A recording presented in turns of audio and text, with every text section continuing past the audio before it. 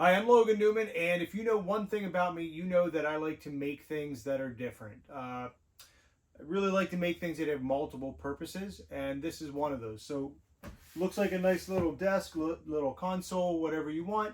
However, this has a secret for smaller apartments. I'm going to show you what it is. Okay.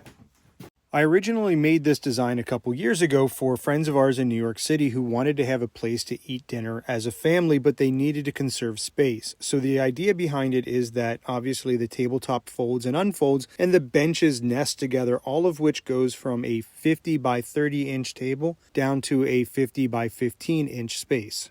Now I'm making this out of maple and walnut. I'm going to do walnut for the top as you saw and maple for the legs. And I'm going to use a little bit of maple in the middle for the stretchers. The first step obviously is to mill up the wood. There are a lot of different ways to do this, but I started off with 4/4 wood and milled it down so it's a little bit thinner. You can also buy wood that is already milled, and this will save some time. Now, the important part is to plane it and then joint the edges because our next step is going to be to cut the pieces down to the correct width. This is going to be up to you. I did it by 50 inches by 15, so I used 3 pieces that were roughly 5 inches wide. However, when I was planning out the top pieces, I realized that I needed one of them to be 4 3/4 inch wide and the other one 5 1/4. So just to make sure the space.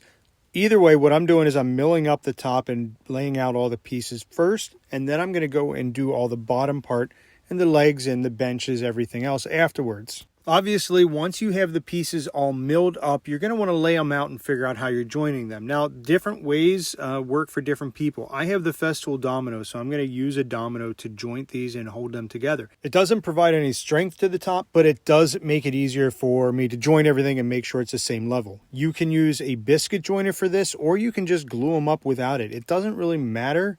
So my simple advice is just to do whatever works best for you. Now, once you have the pieces all figured out and laid out, you're going to join them however you want to. Obviously, you're going to glue them up. Now, I like to glue up vertically. You can see I've got this little jig set up here. My main reason using this is because of the dominoes. It makes it hard to glue them up when they're laying across the table and lay them flat because they're so tight. It makes it easier just for me to line everything up, get everything set up, and clamp it together. The glue I'm using here is Titebond 3. I like to use it in all of my projects because it has a good working time and a really good hold in all conditions. I use the celebrated finger method to spread the glue. And then I put my dominoes in and I put everything together. And you can see what I'm talking about with it sort of being hard to put those two pieces together. After I get everything together, I'm going to clamp it up. So with the design of this, we have 2 of those larger tabletop portions. They're about 50 by 15. Obviously, I made them longer so I can cut them down. And then we have 1 large bench that has to be smaller than that. And then we're going to do 2 smaller benches as well because those are going to nest underneath the larger bench. The sizes of these are really what you're looking for your space, but all that I think is really important is that they nest underneath each other. And I made the smaller benches slightly narrower than the larger bench, so it fits comfortably underneath there and doesn't stick out. Now, I went through and did all the tops first so that I could have a better idea of what I needed for the bottom parts, the bases of these. And that's what I'm going to mill up and do next. The tops are all walnut, so now I'm only going to be doing the maple. And I'm milling everything up the same way. I'm getting the same thicknesses. I want to make sure I have a clean edge on one side of each of these boards, at least on one side. And then I'm going to go to the table saw and rip it down. Now, I have different widths that I need throughout this. So what I want to do is make sure that I lay out the boards and get the best pieces that I can. I don't know what width boards you have, so whenever you're looking at them, figure out what's going to be best for you. In this case, we have different lengths and widths that we need for each of the different legs for the benches and the tabletop. So the legs for the table are 28.5 by 13.25 inches, and you need 4 of those. The big bench has a longer leg than the smaller bench, but they're all going to be the same width at 2 3/8. So just going along with the fact that there's a lot of different pieces to cut, I want to show you this. This is just a nice, easy way to set up a stop block so that you can be consistent. I'm sure you have your own stop blocks, but if not, this is an easy way to set something up so that you're always cutting that consistent, same length that you need. And these are all those components for all the different legs that we have. Now, with the legs, we're going to do a cross piece to provide support, and there are different ways to lay it out. One way is to make sure that they're both at the same height, somewhere in the middle, so that when they fold over, they line up. Another way might be to have them two different heights. This is the choice I went with. And honestly, I did this so that it has a little bit of a visual difference. Now you can do a slanted piece. You could do two pieces slanted if you want, so that when they're lined up, they do an X. There are a lot of different ways. Do whatever works best for you. I set it up this way because I thought that offset would look good. Now we're going to do a half lap on these. I'm going to use my dado stack to clean out an area on both pieces that is roughly half the width of them. And this way I can put them together. We are not going to have support going side to side, so we need to make sure that the legs are really strong so there's not too much wobbling. I'm using the MicroJig Fit Finder. It's just a nice little tool that helps you easily find the middle width of whatever piece you're doing, and you can use that to set the height to the dado blades that I'm using. Once I have that set, I'm just going to go through and cut out my areas. Now in this case, I already marked how far I need to go in on both of the ends of these, and I did that for all of these. So the first ones I did were all the cross pieces. You can see these are the shorter components, and I had to do both sides of these so that they can lay into each other. Then I used the cross piece to set up sort of a stop block there on the end, so I knew how far to go for the longer pieces. Now these are going to be the legs, and you're only going to do 4 out of the 8 table legs. Those 4 are going to have half laps, and they're going to sit over onto the apron on the sides so that they gives just a little bit more support, because all I'm doing is I'm gluing these into place, and we're not, again, like I said, not going to have any support. So once those are done, just check to make sure everything sits, the overlap is good. And now I'm going to figure out the actual placement and positioning of those cross pieces. So I'm just going to make sure everything's lined up. I'm going to bring the piece over and just set it on there, just trying to figure out where the actual place is going to be, what I like the best. And once I have everything marked and figured out, I'm going to go back to the table saw and I'm going to clean out that section again. Now the nice thing is that because I used the Fit Finder to find half the thickness of the board, I can just leave it set up the way it is and cut it. Now I'm going to obviously do a test piece first, because that's always a good idea. But after you've done the test piece, set up your blocks however you want to, where you're going to cut, and then go ahead and cut those and test the overlap. And we're going to do 4 of those, and we're going to test the fit after each one, despite what I said earlier. And then after you've done those 4, do the opposite 4. So you got 2 sets of legs here. Again, I changed the height from each one, so it's a little bit different. You could do the same. You could again do equidistant from the top and the bottom, so you don't have to change anything. I set it up this way. Once I did the placement for the half laps on the table legs, I went back and did them for the benches. And again, pick a height that works for you. There really is no hard and fast rule of what these have to look like or where they need to be, because we're also going to do a cross piece along the length of the benches to make sure we have plenty of support for the way they're going to be used. After the support pieces are done, you're going to come up with the stretchers. Now that you can see that I have a longer piece of walnut, I'm going to set that up and figure out where I want to put that for each one. It's really important that you make sure that they line up and they are on the same side of the bench as each other. You don't want one on one side and one on the opposite. So after I line those up, figure out where I'm going to put them, I'm keeping those pieces together. So now I'm going to mark where I'm going to be cutting out. And I'm just going to make my line there, and then I'm going to use a piece of a cutoff to line up where my next cut is going to be. So what the actual size will be for these. And I'm just marking it out, going to the table saw, and I'm going to cut it out the same as I did before. I'm going to use my dado stack, but I'm going to set this at a 1/4 inch depth because I want it sort of to stick out a little bit from the piece so that it has a, I don't know, more of a 3D look. I don't know what you want to call it, but I just like that look better. After cutting the dados for the sides of the legs, now I'm going to cut it for the stretcher. So I just took that piece of walnut. I'm going to use the leg to set up the distance that I need to actually cut out, so I know exactly where I'm cutting to. I'm going to take those walnut pieces and just cut off another half lap like I did before. Now at this point, I already have the legs cut down to length. So the bench legs, the small benches are 17 inches long, and the longer bench is 41 5/8. So remember that the 2 smaller benches are going to fit between the legs of the larger bench. And you can see how it's going to look when it's all done. All right, we're finally getting into assembly, so now we're going to glue these legs up. It's really important that you pay attention and make sure that you have all those pieces lined up correctly, especially with that notch on one side. You don't want to mix that up. You want to make sure that you have those correct. So that's why I'm setting them up like this, just to double check. Once we're sure of the orientation, we're going to glue everything up here as well. So again, still using Starbond. I'm using little metal brushes. These are Flux brushes from Harbor Freight. They're great for spreading glue and they're cheap. I think it's like $2.79 for a packet of 1 billion. So they're just very helpful.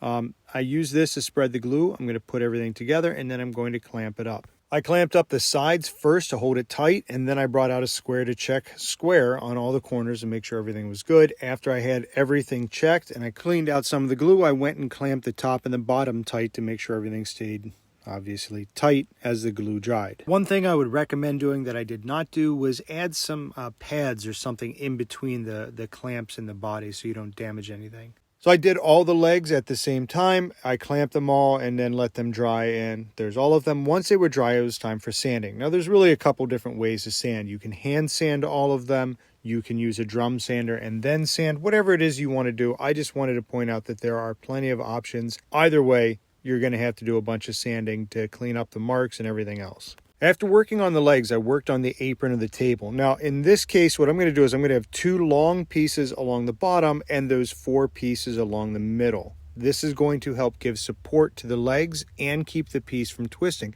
It's a narrow piece, so we want to make sure we have enough. I chose what pieces I wanted to be on the outside, so I didn't have any of the lighter sapwood, and it was all the darker heartwood.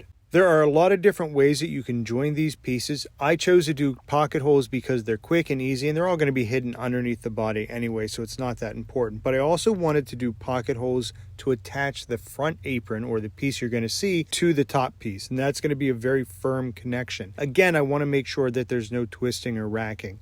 The rest of it will be free floating. Once I had everything cut, I'm just going to, again, come back to Titebond glue up everything and put my pocket holes in. One tool that's very helpful for screwing everything together is this right angle attachment for the drill. You can get them, all sorts of brands make them, but it's just really nice to have to get into tight areas. So I glued everything together, and then I screwed it together. I clamped it to make sure it didn't slip. And then after I was done getting everything together, I checked the angles to make sure they were the right size. I had to use a bar clamp to twist it a little bit more before I screwed in those last ones, but once everything was set up, it was perfectly square. And then I can go and add in the center pieces. So I added these in at equidistant places so that I just had an equal amount of space on both sides. Another easy idea here is turning your bar clamp into a spreader to allow you to easily place those in, which obviously I did, and then I attach them on the sides. Once that's all done, it's important to clean out your glue squeeze out so it doesn't affect your finish later. My next step was to cut down the benches to the correct length. Now, I waited to do this until I had the apron done because I wanted to make sure that I actually had the correct spacing for the large bench to fit between the legs as they're attached to the apron, and the smaller bench to fit underneath the larger bench. So once I had everything cut, I did a larger bench at 43.5 inches and the smaller ones at 19 inches. I just went and checked everything to make sure that it would fit appropriately. And you can see there's the large bench. I'm just putting the legs on for practice. And then here is the small benches fitting underneath there. After that was done, I want to start making the bench seats. I like to give a radius to a corner, and I have this little jig that allows me just to figure out which one's best. That's really up to you. It's a personal preference.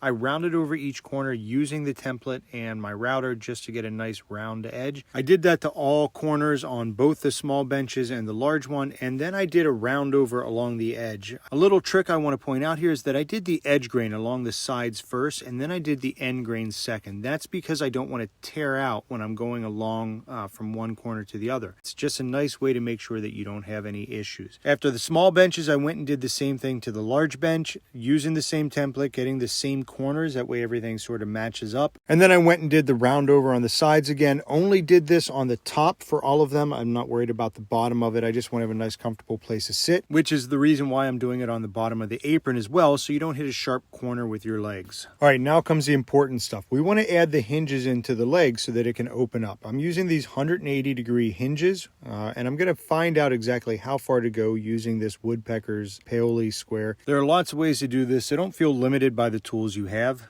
And I'm going to use a Forstner bit to help get the curve. Now, this is to make a template. My first step is to have a template so that I can easily route out the area so it's consistent with all of them. Really, a big piece to me is making sure your cuts are always consistent. In making the template, the first thing I did was mark how tall it was so I could cut to that height with my Forstner bit. The second thing I did was cut the hole, and then I marked off the edges. So I'm going to use just a flush cut saw because it has a thin curve, and this allows me to get a straight line, which I can then clean up up with my chisel to make sure it's flush. Now, you can see that the hinge fits in there the way we want it to go, and now I'm going to practice the hinge cutout with it. Now, I'm going to do this just on a piece of scrap wood. I'm going to set it up. I'm going to get my router. I had to figure out the depth first, and then once I did it, I realized I had a problem with my router bit. You can see that the hinge area is just way too big for the hinge, and what happened was the bearing bit that I used was too tall for what I had to cut for the depth. So I need to come up with a way to do it better. And so I had to recut the template because I messed it up. So I just went through all the same steps. This time after I was done, I used Tight Bond Instant Bond to actually just attach some scrap pieces to lift up the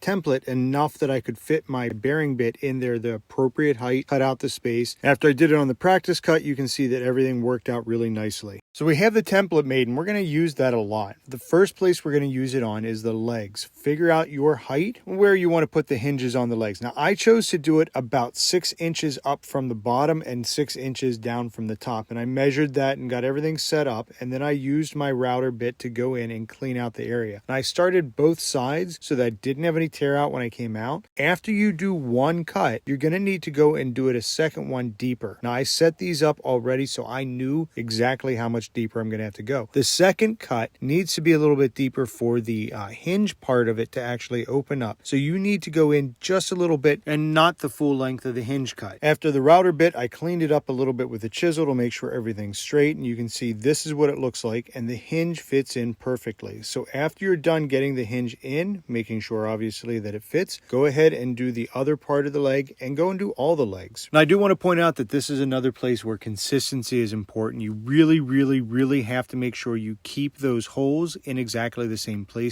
When you take that second leg, line it up, make sure you have it going in exactly the same spot. You cannot have these two hinges be offset at all. They have to perfectly line up. So again, I'm just going through exactly the same steps for each part, cleaning out the pockets, cleaning up everything, putting the hinges in. You can see this is them going in there. Now, when I folded it the first time with them not screwed in, they came loose, but here are all of the pieces all together. We have two sets of legs that are mirror matches to each other. Now, obviously, the next part is to do the same thing for the top. Make sure you mark all your locations, make sure you know where everything is going. Again, I cannot stress enough, it is really important that these are perfectly dead on accurate. If there is an offset in any of them, you're going to have to fix that, and then you're going to have some sort of gap on one side or different wood in there. So you want to make sure that these are accurate and lined up. Once that's done, again, I went through exactly the same steps, test it out, make sure it fits.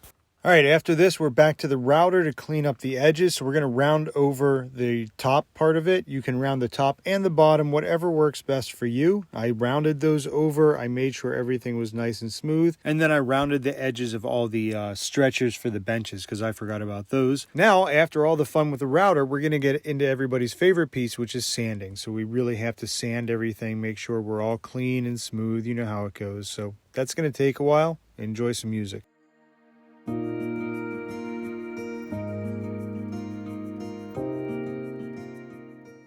All right, after all of that, now I'm going to glue the stretchers on the benches, and I want to attach the legs to the apron. So the first thing, obviously, spread lots of glue. Again, using those brushes, Tight Bond key here. I clamped everything up so it's tight. I want to, put that back. And now I'm going to clamp everything, and I'm going to sand at the end so that I can make sure everything's clear and flush to the end. Cleaning up the excess glue, always really important. For the apron, I'm just gluing the legs at the top on. I'm going to put a screw in from the other side to help hold it, but because that piece is rather thin where we cut off, I don't want to put too many screws in and I don't want to risk cracking the wood. So it's important that you have a good amount of glue on there. It's spread around appropriately. Remember to let the end grain, any end grain, sort of soak in the wood before you go and put more on it. And the clamps that you use should be putting sufficient force across the whole piece. Now, after I was done with it, I actually added a bar clamp at the end. I don't think I have a picture of that, but I added a bar clamp on the sides just to hold it tight with a consistent pressure across the top and the bottom part of where the legs are attached to the apron. So again, plenty of glue. Clean up the squeeze out. I cannot stress that enough as well. I know there's a couple things I've said. I can't stress that bad enough, but there really isn't anything worse than finishing up a project and finding glue stains that really mess up the finish. So use a wet rag after you've cleaned off everything to wipe off the rest of the glue. Now we're going to put a metal piece at the top of the leg that moves. Make sure it's on the opposite side of the hinges there. You'll see that I showed you that at the beginning. We are going to put that there so that we can screw in our little thumb screw to hold the legs in the open or closed position whenever you have them there. To determine my placement, I put the thumb screw in the metal piece and just set it on there so I could see where it was going to best fit and allow me to move my fingers and tighten it or loosen it. After I did that, again, I had a little piece. This time I'm using it more as a guide with just a little bit of an overlap because I only need roughly about a 1/16 of an inch on each side, which makes it really difficult to route. Once I had the correct placement to the side, I also need to figure out the depth that I'm going to go because those pieces are only about 1/8 of an inch, if even that. And so I went through, figured out where everything went, and I cut the groove on one side, and then I went back and I freehand cut the other side. It was difficult. I don't know that I would recommend that for everybody. Just, know your level of comfort doing this. And then I checked the metal piece to make sure it fit in there okay and cleaned up as necessary. Once I was happy with the fit, I went ahead and used my VIX bit, my self-centering bit, to go ahead and drill a hole so I knew where it would go exactly whenever I needed to insert that.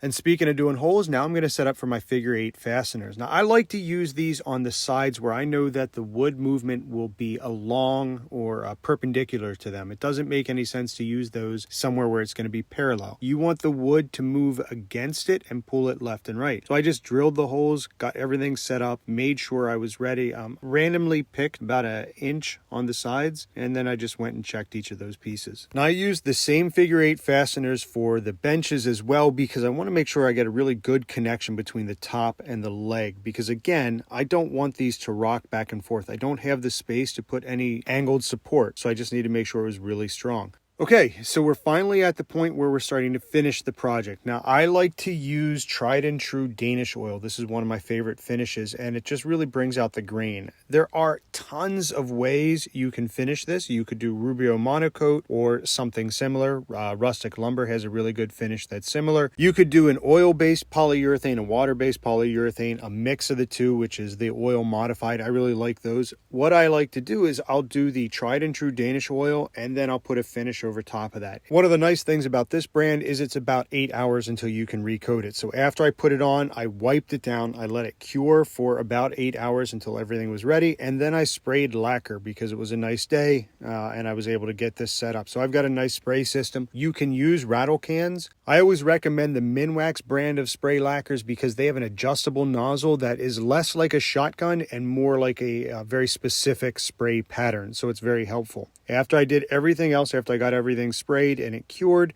I attached the figure 8 fasteners to the benches and to the tabletop. Again, I'm using that VIX bit, the self-centering bit, to make sure I have everything lined up. And then I'm pre-drilling my holes to make sure I don't split any of the end grain. After that, I attached all of the figure 8 fasteners onto the pieces, onto the tops of the legs. Again, this is another place to really pay attention to how you're doing things.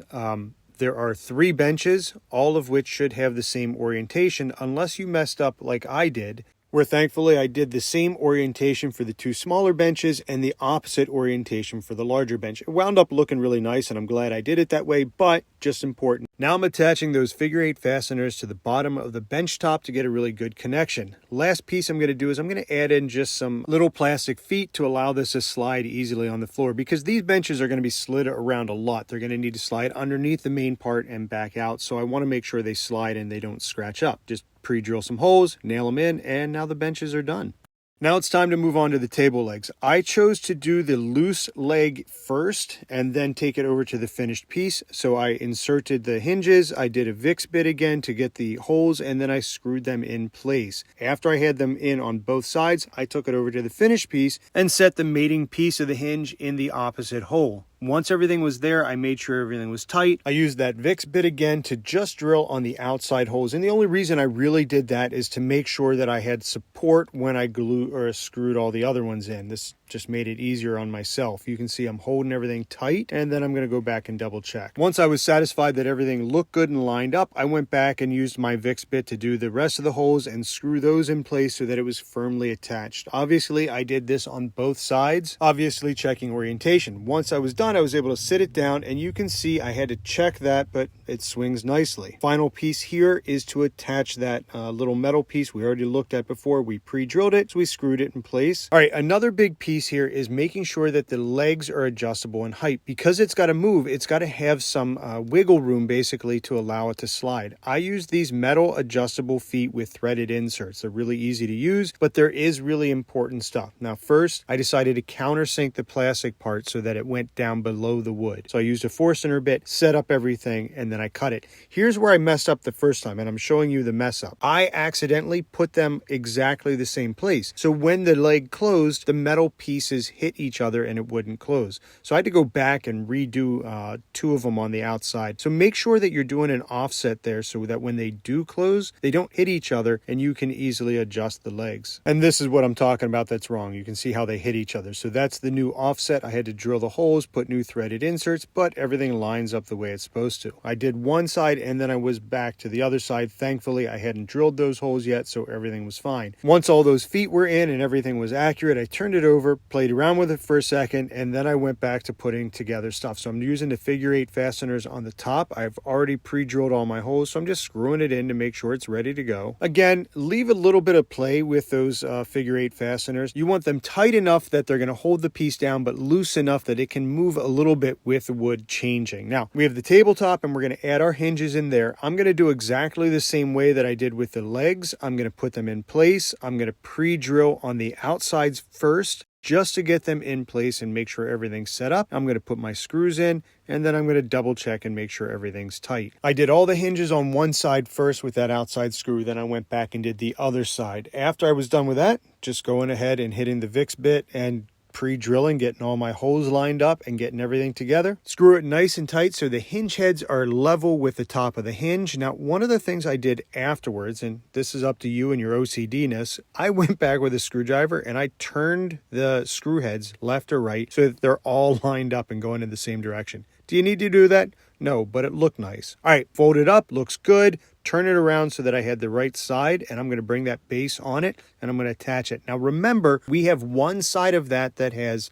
pocket hole screws. That should be the same side that has the hinges, and that's a part that we want to be flush to the outside edge. So once I had it in place, I used the pocket hole screws. I attached those gently. Please make sure you're careful because you're going into the edge of the tabletop and you don't want to split anything. I did the figure 8 fasteners next, and then I forgot about this because I didn't really need to do all the figure 8 fasteners for this part, but we have to do the threaded inserts that's going to hold our thumb screw. Now, what I found is that I didn't have a lot of space here, so after I marked the placement for the threaded insert, I had to detach the tabletop from the base, and then I could drill for the threaded insert. There's a lot of different threaded inserts that you can use. I used brass ones, and I had to use a big screwdriver to do that. So once I got it in place, I screwed it in there and then did the other side, and then I lined everything up, and I actually inserted the threaded inserts in there to kind of help hold it and make sure everything stayed lined up. And then I went, reattached all the screws, made sure the base was tight and still had some movement, turned it over and set it on the floor. This is going to be the last piece that we really need to do. We're going to unattach or unscrew those threaded inserts that we put underneath the thumb screw. We're going to open up the legs. Oh, look how nice. This is our first chance getting to see this, and we're going to open the tabletop to sit on it. Once we've got everything lined up, we again have to put the threaded inserts on this side.